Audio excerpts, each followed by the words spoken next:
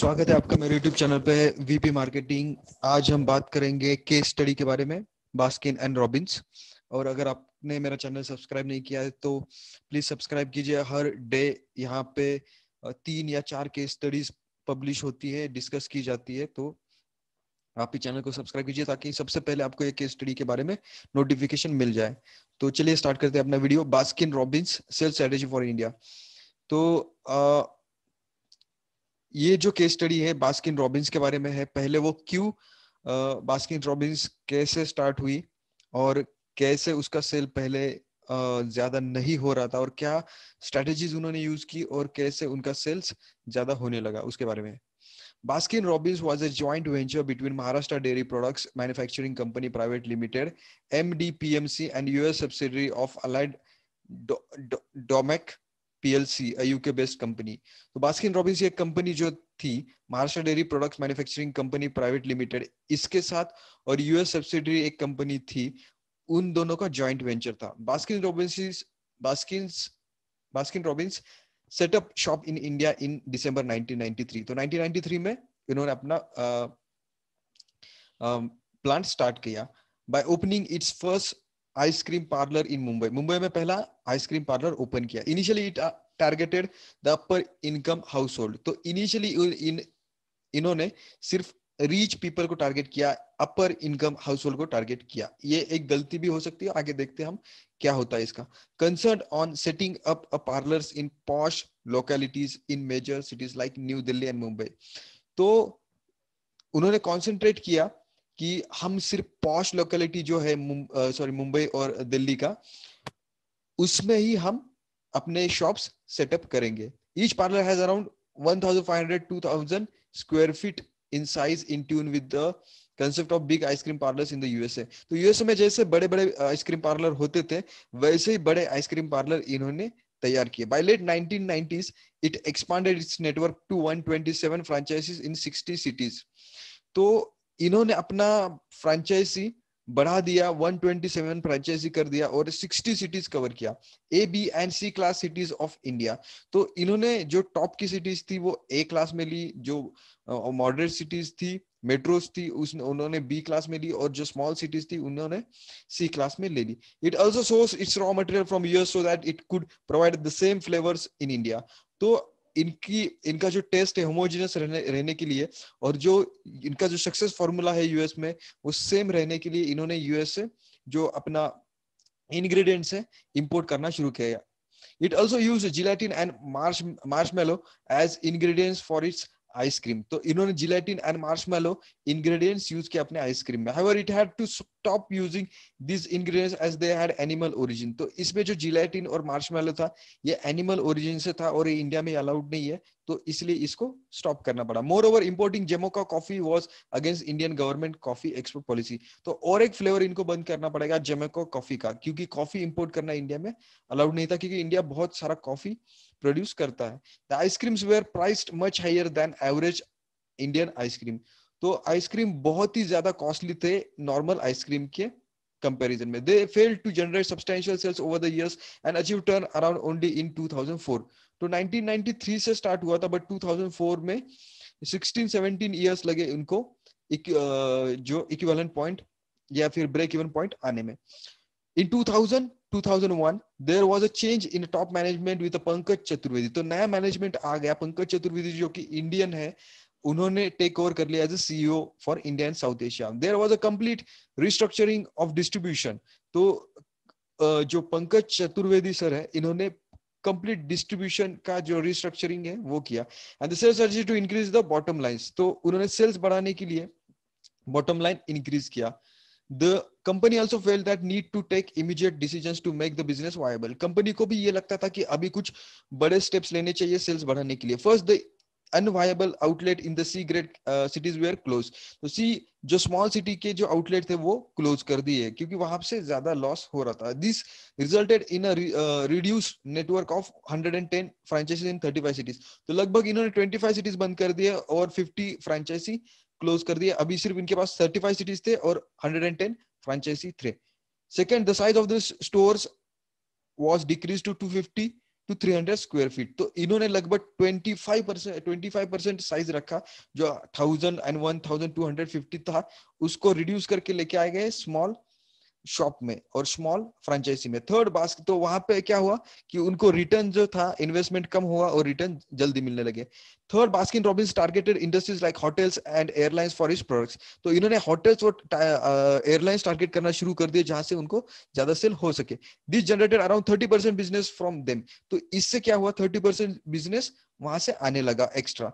It had ITC, Oberoi, Taj, Sahara and Jet on its client list. तो इन्होंने ITC, Oberoi, Taj hotel, Sahara airlines and Jet airlines से tie up कर दिया। Fourth, it mainly targeted youth belonging to the upper income category for its products. तो इन्होंने जो अपर category, income category में जो यूथ थे उनके साथ भी कांटेक्ट करना शुरू कर दिया। Under the new strategy, Baskin Robbins concentrated on the A grade cities for the further expansion. Apart from this, it planned a new concept.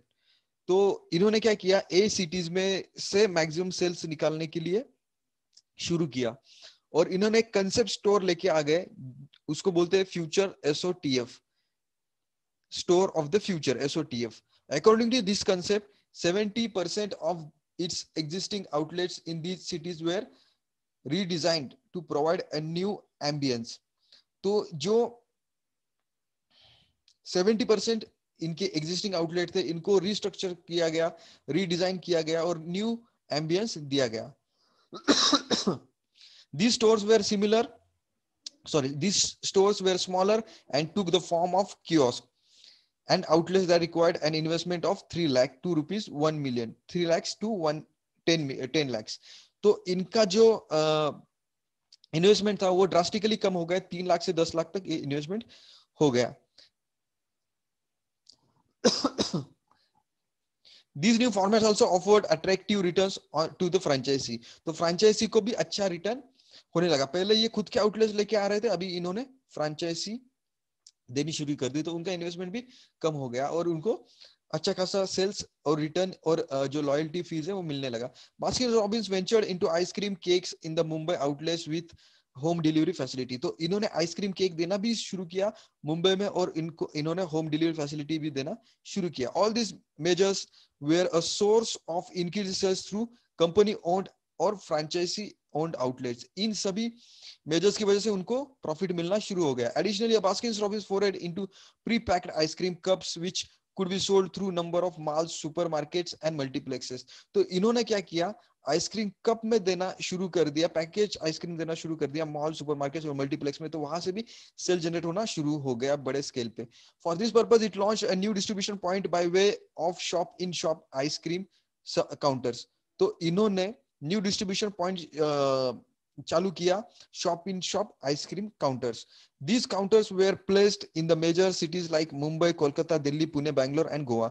तो इन्होंने मुंबई, कोलकाता, दिल्ली, पुणे, बैंगलोर एंड गोवा में ये काउंटर शुरू कर दिया। On the promotion angle, it allocated amount 10 million, that is 1 crore rupees for the incentives to staff as well as promotion leaflets।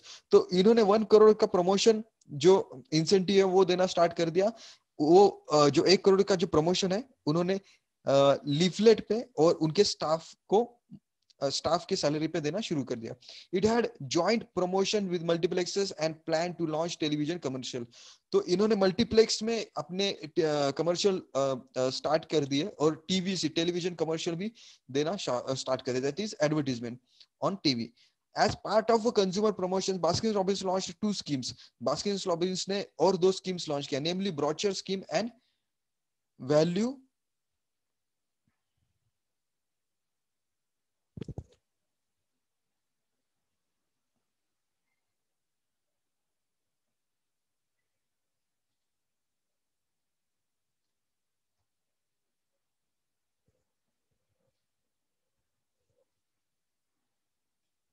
value additive scheme। The first one offered, पहला scheme कौन सा है यहाँ पे, brochure scheme. तो first scheme, the brochure scheme offered customer 50% discount. तो brochure scheme जो थी उसमें 50% डिस्काउंट मिलने लगा एंड वॉज प्राइस एट 299। तो उनको 299 का सब्सक्रिप्शन लेना था। The second scheme offered free scoops of ice cream with the certain products. तो दूसरी जो फ्री वैल्यू एडिटिव स्कीम थी वो उन्होंने उसके अंडर फ्री स्कूप्स देना शुरू कर दिया सर्टेन प्रोडक्ट्स के साथ. It also entered into marketing arrangement with the pizza हट. तो पिज्जा हट के साथ उन्होंने टाइप किया और उनके साथ उन्होंने सेल उनके प्रोडक्ट के साथ अपना प्रोडक्ट सेल करना शुरू किया. Through this medium 500 ml ice cream were given as a freebie along with the large pizza. तो लार्ज पिज्जा के साथ 500 ml जो आइसक्रीम था वो देना शुरू कर दिया. Further it reduce its prices to make its products affordable to a larger number of customers. तो ये इन्होंने ये सोचा कि जितने ज्यादा हो सके कस्टमर्स, उस कस्टमर्स तक हमारा प्रोडक्ट पहुंचा जाए. Baskin Robbins capitalize on the festival season and offered ice cream vouchers as corporate gifts through zonal offices. तो इन्होंने फेस्टिवल पे ध्यान देना शुरू कर दिया और जो कॉर्पोरेट गिफ्ट्स थे उसके थ्रू भी वाउचर्स देना शुरू कर दिया. These gifts vouchers were also given to the individual customers and could be redeemed at any of its retail outlets. तो इंडिविजुअल कस्टमर्स को भी ये वाउचर्स देना शुरू कर दिया और वो उनके उनके कौन से भी आउटलेट पे वो रिडीम किए जा सकते थे. Baskin Robbins also took a decision to outsource its distribution network and it put a special team in place to make the supply chain more organized and efficient. तो Baskin Robbins ने अपना distribution network भी out करना शुरू कर दिया और अपना supply chain और भी organize किया और efficient किया. On the internal front, it realized the importance of training the franchisee to improve customer service level. तो इन्होंने franchisee member जो थे उनको भी ट्रेन करना शुरू कर दिया और कस्टमर सर्विस, कस्टमर रिलेशनशिप कैसे हैंडल करते हैं उस पर ज्यादा फोकस किया.